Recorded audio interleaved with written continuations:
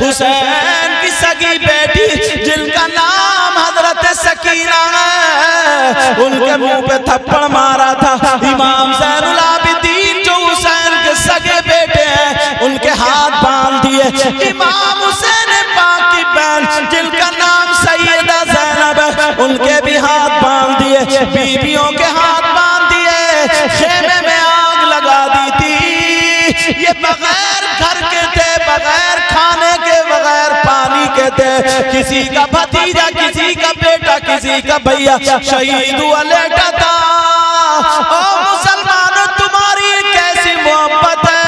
वो तो 10 मुहर्रम को करबला में शहीद हुए, उन्हें भूख और प्यासे रखा गया था, उनकी आंखों में आंसू थे, और तुम अपने बच्चे को गुब्बारे खरीदने लेके जा रहे हो। थोड़ी शर्म हया गैरत करना। तुम अपने बच्चे को बांसुरी, अपने बच्चे को गेंद बल्ले, अपने बच्चे को हलवा पराठा और चूरन चाट के पत्तों पे लड़ने जा रहे हो। जरा होश की पियो, होश की पियो। अरे 10 मुहर्रम को क्या हुआ था और तुम क्या कर रहे हो? अब किसी मुफ्ती से पूछना पड़ेगा, इतना तो तुम भी जानते हो। 10 मुहर्रम को क्या हुआ था, तुम कहां पहुंच गए? तुम्हें निरा खेल में लगा दिया, भुला दिए तुम्हें उनके आंसू, भुला दिए तुमसे उनकी कुर्बानी, भुला दिए तुमसे उनकी हकीकत, तुम्हें खेल में, कूद में, नाच में लगा दिया। बस हरी पट्टी बांध लेगा, ढोल ले लेगा, फूल मटकाएगा, बहन बेटियां छतों पे खड़ी हैं, इशारे कर रहा है, और 10 मुहर्रम को पहले ही वायदा हो जाए, आ जाइए मुहर्रम के मेले में मिलूंगा। तो डूब के नहीं मरेगा। ला हौला वला कुव्वता इल्ला बिल्लाहिल अलीय्यिल अज़ीम। 10 मुहर्रम को हुआ क्या था, तुम क्या कर रहे हो? और अगर कोई मौलाना कह दे क्या कर रहे हो, तो रूठ जाते हैं साहब। और मुझ जैसा मौलाना अगर कोई कह के चले तब तो कुछ भी नहीं। और अगर इमाम अगर कह देना मस्जिद में, तो जने कितनों की इमामतें छूट गई। कब तक इमामत से छुटते रहोगे? हश्र के मैदान में क्या हुसैन पाक को चेहरा नहीं दिखाओगे? हश्र के मैदान में इमाम हसन को चेहरा नहीं दिखाओगे? नाना के सामने क्या मुंह लेके जाओगे? किस मुंह से जाओगे? यहाँ तुम कूदते रहो, नाचते रहो, ढोल बजाते रहो, इमामों को हटाते रहो, बुलाते रहो। अल्लाह ने तुम्हें पैसा दिया, दूसरा आ जाएगा। हश्र के मैदान में कहां जाओगे? हश्र के मैदान में क्या करोगे? अरे तुम्हारे अगर नवासे का, तुम्हारे पोते का, तुम्हारे बेटे का, तुम्हारे माँ बाप का किसी का इंतकाल हो जाए, तो तुम मेला लगवाओगे? हलवे पराठे की दुकानें लगेंगी? हुसैन पाक 10 मुहर्रम को शहीद हुए, तुम्हारे यहाँ मेले ठेले, हलवे पराठे, ढोल ताचे गाजे बाजे। वो नबी के नवासे नहीं थे क्या? वो अली के बेटे नहीं थे क्या? वो जन्नती जवानों के सरदार नहीं थे क्या? तुम्हें सही बता रहा हूं मैं, मेरी एक बात तवज्जो से सुनना।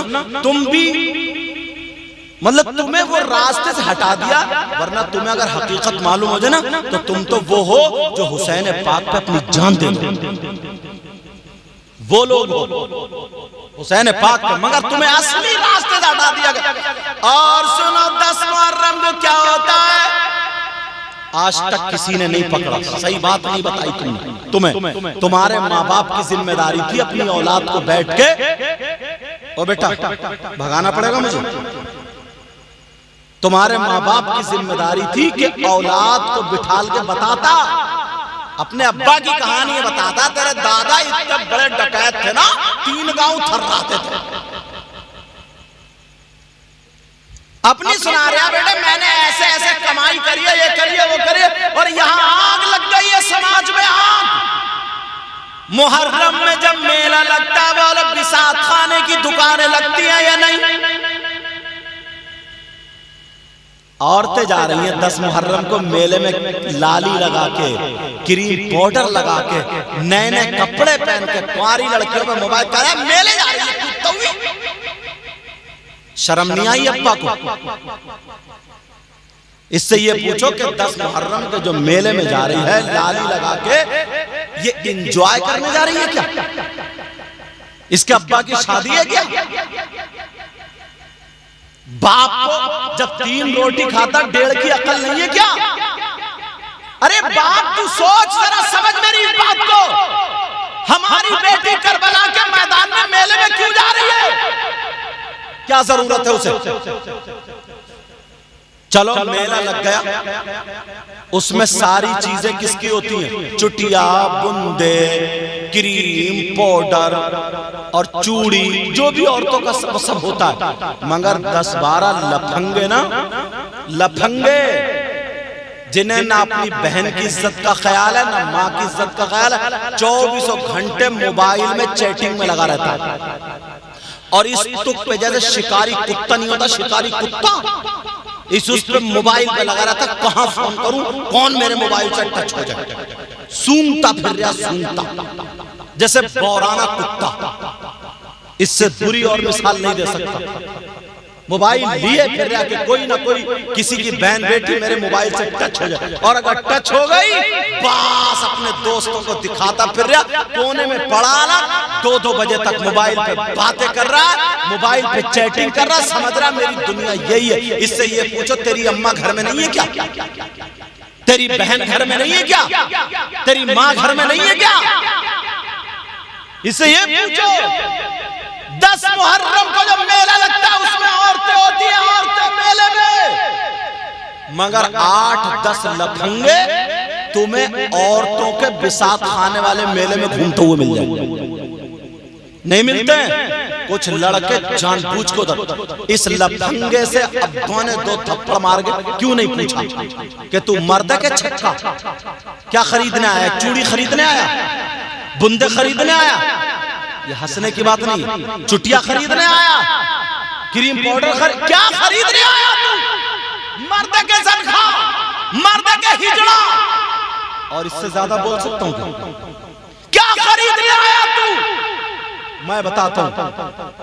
इसे चूड़ियों की जरूरत नहीं थी, चुटिया की जरूरत नहीं। इसकी नीयत गंदी है, इसकी सोच गंदी है, इसका ज़हन गंदा है। ये इसलिए मेले में औरतों के गया है ताकि किसी लड़की के कोनी लग जाए, ताकि किसी औरत के धक्का लग जाए, ताकि किसी औरत का चेहरा देखने मिल जाए, ताकि कोई मुझे देखकर मुस्कुरा जाए, ताकि उससे आंखें टकरा जाए, ताकि आंखें लड़ जाए। अरे शर्म कर, गैरत कर। 10 मुहर्रम को वो नबी के नवासे दीन बचा रहे थे, अपनी गर्दनें कटा रहे थे। तू आगे लड़ाने में लगा है, तू ढोल ताशे गाजे बाजे में लगा है, तू चुटिया बंदों में लगा है, तेरी मेरी बहन बेटियों को तकने में लगा है। ईमान से हाथ रख के बता, क्या ये हुसैनी का काम हो सकता है? बता, हुसैन पाक से मोहब्बत करने वाले का काम हो सकता है? अरे शर्म कर, गैरत कर। अरे क्यों गया तू किसी के कोनी मारने? मैं बताता हूँ, इसीलिए गया किसी से आंख टकरा जाए, किसी से बातचीत हो जाए। अरे सोच, ये बाप अपनी औलाद को पकड़ता और ये कहता अगर जिसके कोनी मारने गया तेरी बहन निकलती तो तू क्या करता? जिसे आंखें लड़ाने गया तेरी भांजी निकलती तो तू क्या करता? जिसे धक्का मारने गया तेरी भतीजी निकलती तो तू क्या करता?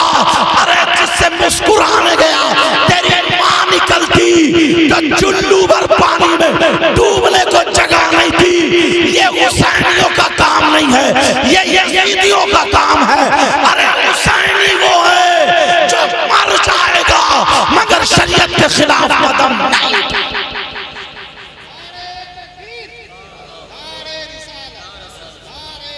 मजाक बना के रख दिया, मजाक।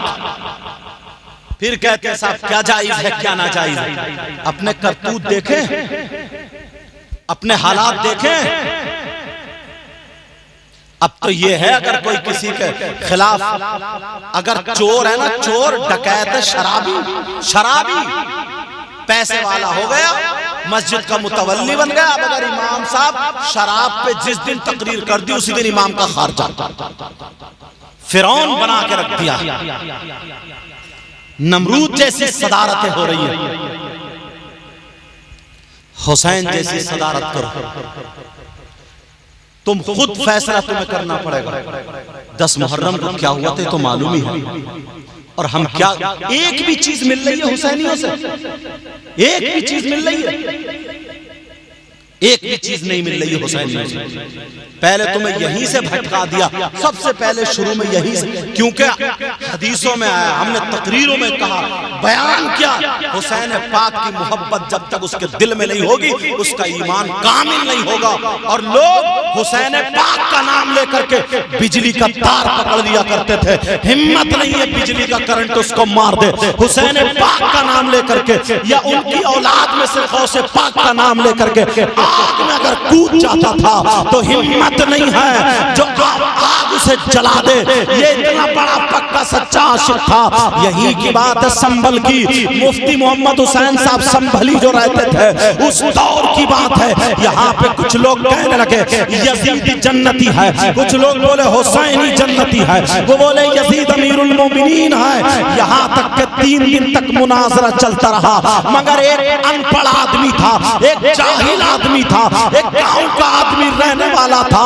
वो वहां करीब आकर के कहने लगा सुनो साहब, मैं थोड़ी सी बात करना चाहता हूँ। बोले क्या करना चाहते हो? मैं उनके हाथ में दे दिया। बोले तुम भी मौलाना, तुम भी मौलाना हो, मुझे किताबें याद नहीं है, तुम 3 दिन से मुनाजरा कर रहे हो, हमारी कुछ समझ में नहीं आ रहा है।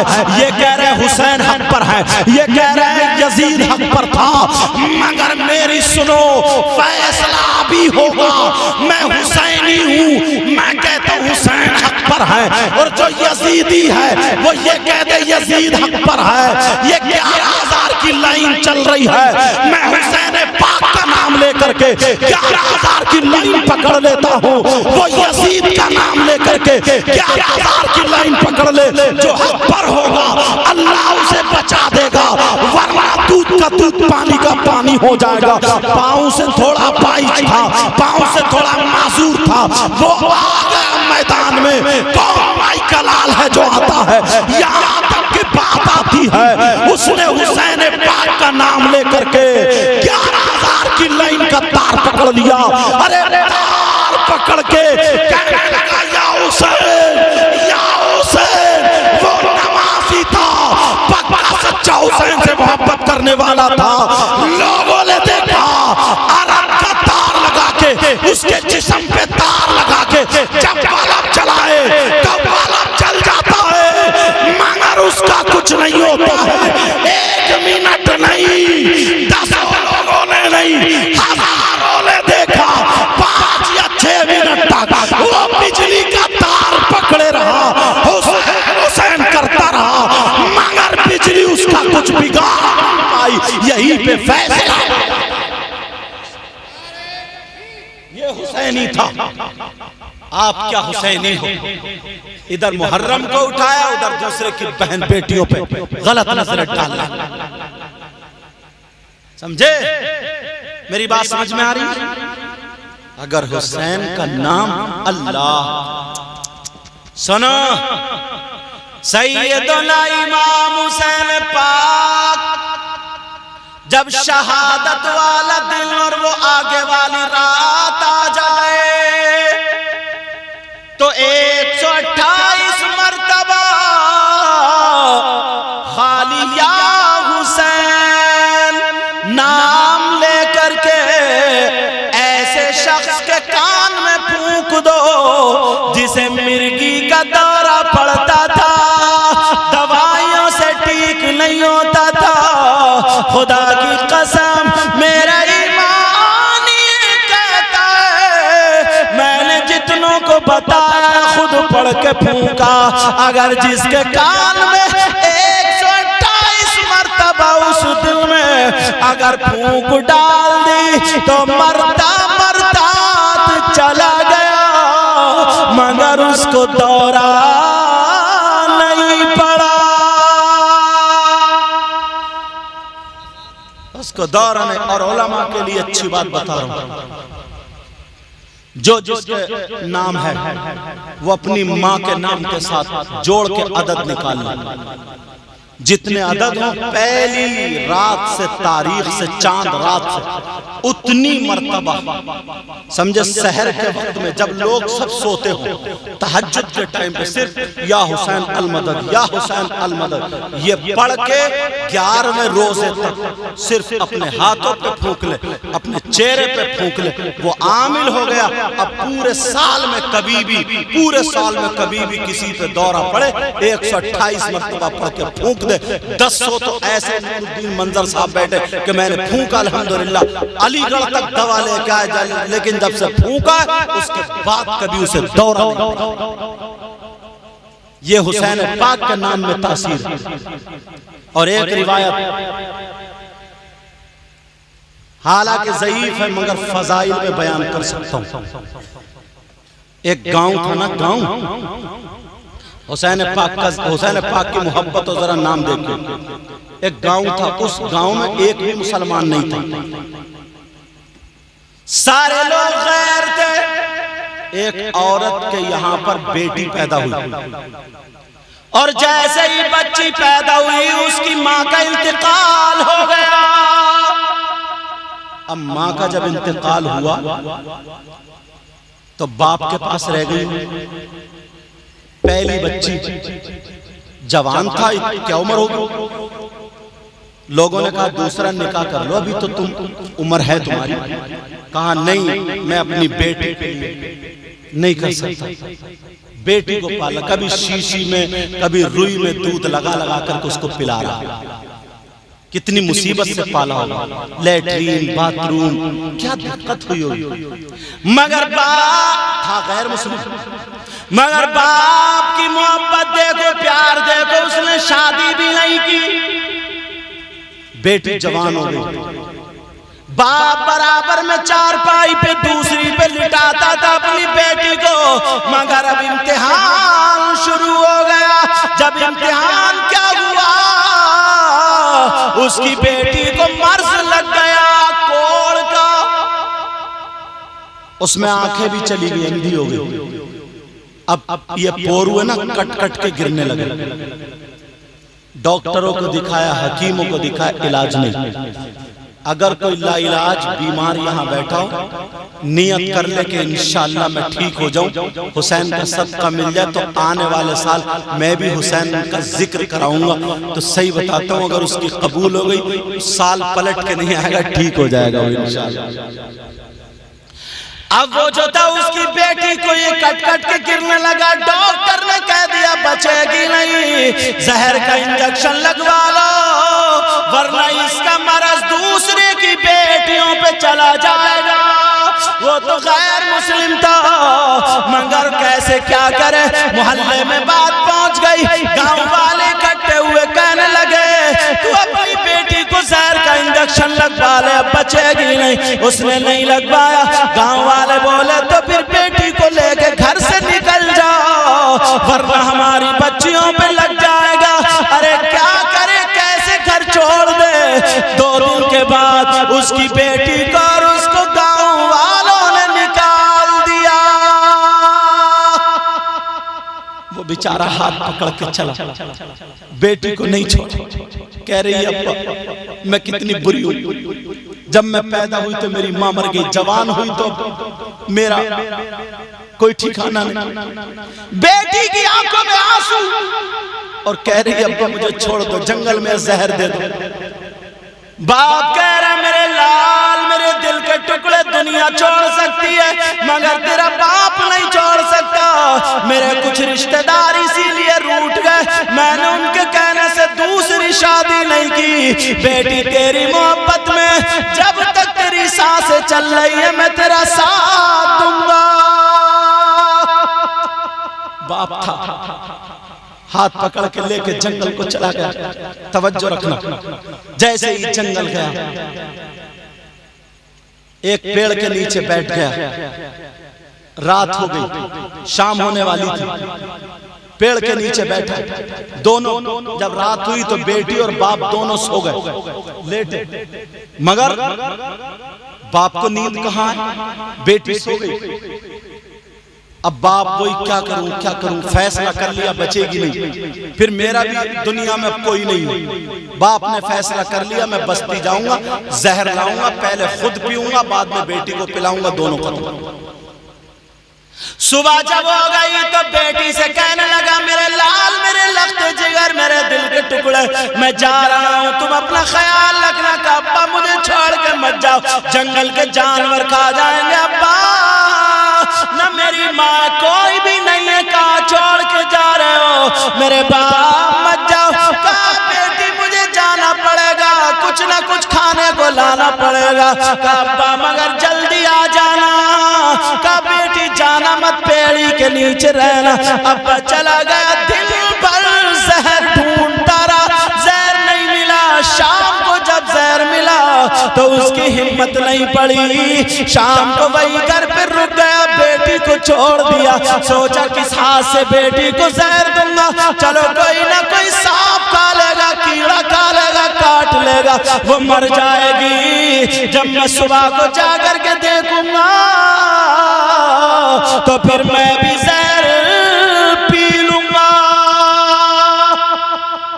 मगर उसे क्या पता था, जिसको अल्लाह ना मारे तो कोई नहीं मार सकता, जिसको अल्लाह रखे उसको कोई कुछ नहीं बिगाड़ सकता। फानूस बन के जिसकी हिफाजत हवा करे, और वो शमा क्या बुझे जिसे रोशन खुदा करे। उधर रात में बाप घर रह गया, बेटी अब्बा अब्बा कह के पेड़ के नीचे लेट गई, अपने बाप को याद कर रही थी, पेड़ के नीचे लेट गई। और जैसे ही पेड़ के नीचे लेटी, अल्लाह किस्मत अब जागने लगी उसकी, रात भर पेड़ के नीचे सोती रही। सुबह को कहीं से एक परिंदा आया जिसका नाम कबूतर, रात में आया, सुबह को नहीं, रात में आकर के वो भी उसके ऊपर पेड़ पे बैठ गया। जिस पेड़ के नीचे लड़की थी उस पेड़ के ऊपर कबूतर बैठ गया। रात भर वो कबूतर बैठा रहा, कबूतर बैठा रहा, लड़की सोती रही, रात भर यही मामला रहा।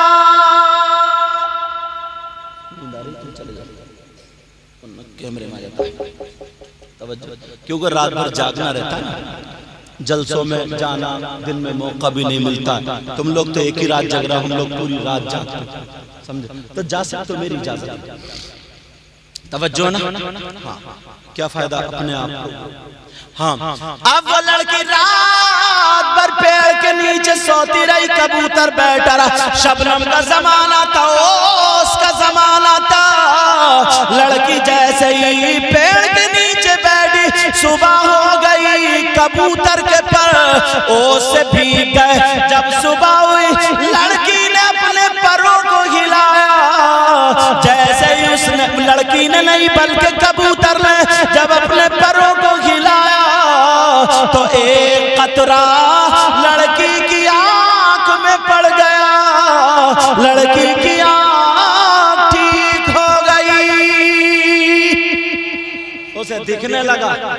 दूसरी आंख में पड़ा, वो भी ठीक। अब लड़की ने देखा तो कबूतर है, कबूतर ऐसे हिला रहा, लड़की ने हाथ फैला दिए और जहां जहां गिर रहा है वो कतरा शबनम का ना, ओस का भीग चुके थे। और परिंदे की आदत हो, जब उड़ता तो परों में फड़फड़ाता है। तो लड़की के पूरे जिस्म पर जब वो कतरे लगे, वो बीमारी ठीक हो गई। इतने में बाप भी जहर लेके आ गया। जब देखा तो लड़की ठीक, अब बाप जहर पिएगा या पिलाएगा? बाप को चिपट गई, क्या अब्बा जान में ठीक? कहा मेरे लाल ये तो बता, जहां पर सैकड़ों डॉक्टर फेल हो गए, हकीम फेल हो गए, मेरे लाल है, मेरी बेटी जरा बता तू कैसे ठीक हुई? कौन हकीम मिला, कौन डॉक्टर? तो वो गैर मुस्लिम थी। वो लड़की कहने लगी, अब्बा कोई डॉक्टर नहीं, कोई हकीम नहीं, मुझे आज कबूतर की शक्ल में खुदा मिल गया। ये उसका जुमला मेरा नहीं, नकल कुफ्र, कुफ्र नबाशा, समझ में आ रही बात? अब वो तो उनका तो तरीका ही ऐसा होता है। कहा मुझे ये मिल गया, मुझे वो मिल गया, कहा मुझे रब्बुल आलमीन मिल गया, मुझे आकमुल हाकिमीन मिल गया, खुदा मिल गया, जो भी उसने अपनी जबान में कहा होगा। अब कबूतर की तरफ हाथ जोड़ के कहने लगा उसका बाप, जहाँ डॉक्टर फेल, हकीम फेल, मेरी बेटी ठीक हो गई, आज के बाद मैं तेरी पूजा करूंगा, तेरी इबादत करूंगा। जब कबूतर ने इतना सुना, कबूतर की आंखों में आंसू आ गए और रो करके दुआ करने लगा, ऐ अल्लाह तू मुझे ज़बान दे दे ताकि मैं इस यहूदी से दो बात कर लूं, मैं बता दूं मैं अल्लाह नहीं हूं, मैं तो कबूतर हूं। ऐ अल्लाह तू मुझे ज़बान दे दे। कबूतर दुआ मांग रहा, अल्लाह ने कबूतर को गोयाई अता फरमा दी। अब कबूतर बोल पड़ा, कहने लगा ओ मैं खुदा नहीं, खुदा नहीं, कहा मैं खालिक नहीं हूं, मखलूक हूं, खुदा नहीं हूं, मैं कबूतर हूं, परिंदा हूं। तो फिर कहा मैं कैसे मानूं? जहां पर डॉक्टर फेल, हकीम फेल, तेरे परों में ये कमाल है। जब इतना कहा तो कबूतर कहने लगा, अरे सबका खुदा एक है, अल्लाह रब्बुल आलमीन। मैं तो तेरी पूजा करूंगा, फिर तेरे परों में कहां से कमाल है? कबूतर कहने लगा सुन ले, अगर तू मेरे परों की बात करता तो सुन, मैं तुझे बताऊं मेरे परों में कमाल कहां से आया। कमेटी वालों बच्चों सुनो, तुमने बड़ी मेहनतें, बड़ी काविशें की हैं ये जलसा सजाने के लिए।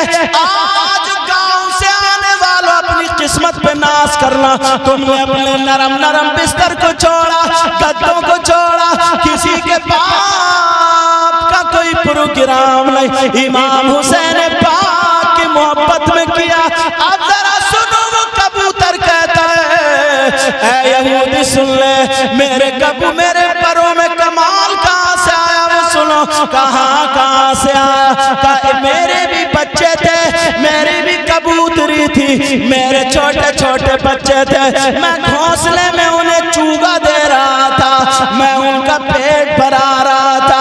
इतने में एक परिंदा करके मुझसे कहता, अरे तू अपने बच्चों को यहाँ खिला रहा है, वहां करबला के मैदान में नबी के बच्चे भूख और प्यास शहीद हो रहे। अरे नबी जिनको कांधे पे रख के झूला झुलाया करते थे, जालिमों ने उन हुसैन को शहीद कर दिया। वो परिंदा बोला, मुझे पता कि नबी अगर सजदे में तो सजदे से सर नहीं उठाते थे।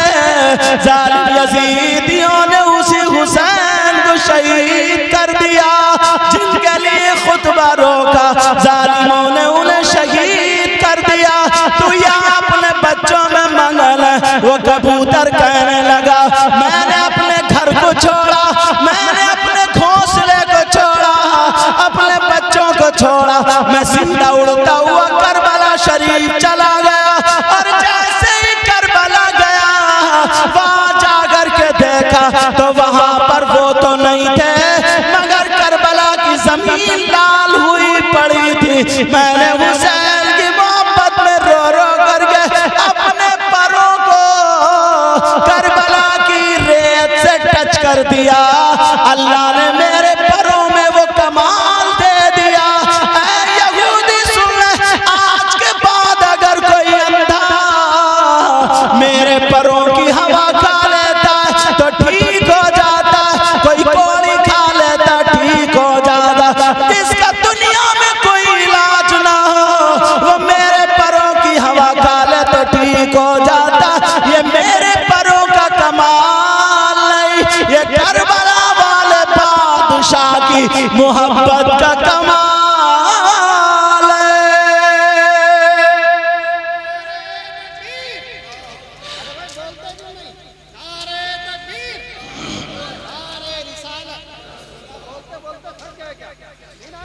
नारे तकबीर।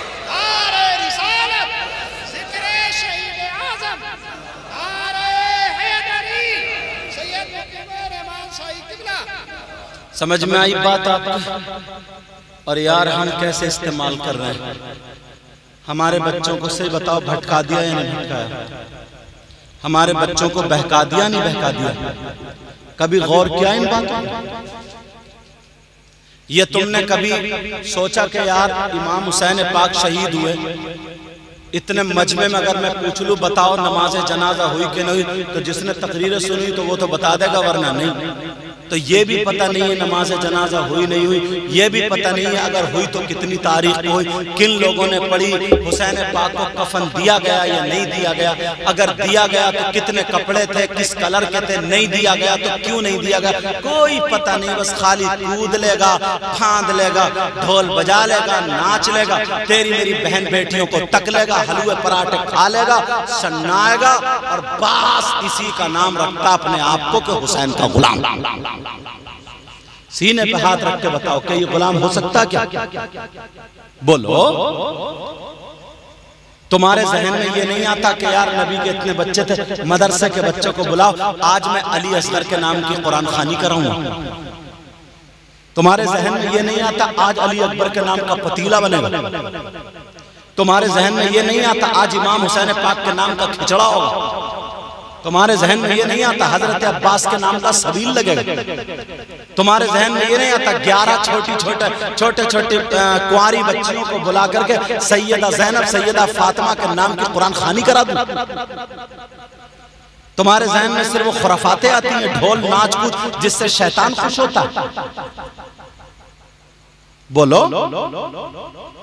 और अगर कोई बोल दे तो बस लड़ाई झगड़े, इसी फंस गया, सब मुफ्ती बने पड़े, आंकड़े लड़ा रहे, आंकड़े खुद मुफ्ती बन गया कि यार ये क्यों, ऐसा क्यों, वैसा। एक साहब तो ये कह रहे थे कि अजमेर में ढोल नहीं बज रहा है क्या?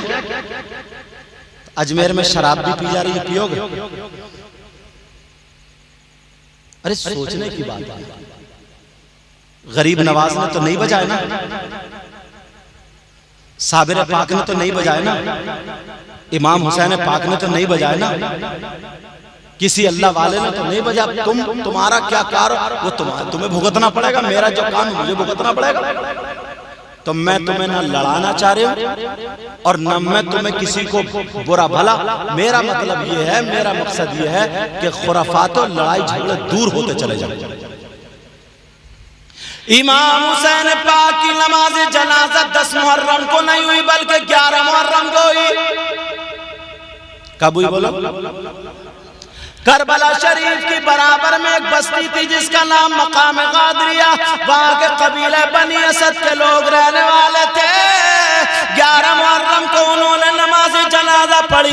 10 मुहर्रम को अल्लाह ने इसलिए यजीदियों को रोक दिया या उन लोगों को भी इसलिए रोक दिया था, अगर हुसैन पाक की नमाज जनाजा पढ़ लेते तो हुसैन पाक के सदक़े में वो जन्नती हो जाते। कोई ना कोई यजीदी जरूर नमाज पढ़ लेता, मगर अल्लाह को ये गवारा नहीं था कि एक भी यजीदी जन्नत में जाए। अल्लाह ने कहा यजीदियों तुम्हारे लिए जन्नत नहीं बल्कि जहन्नम है।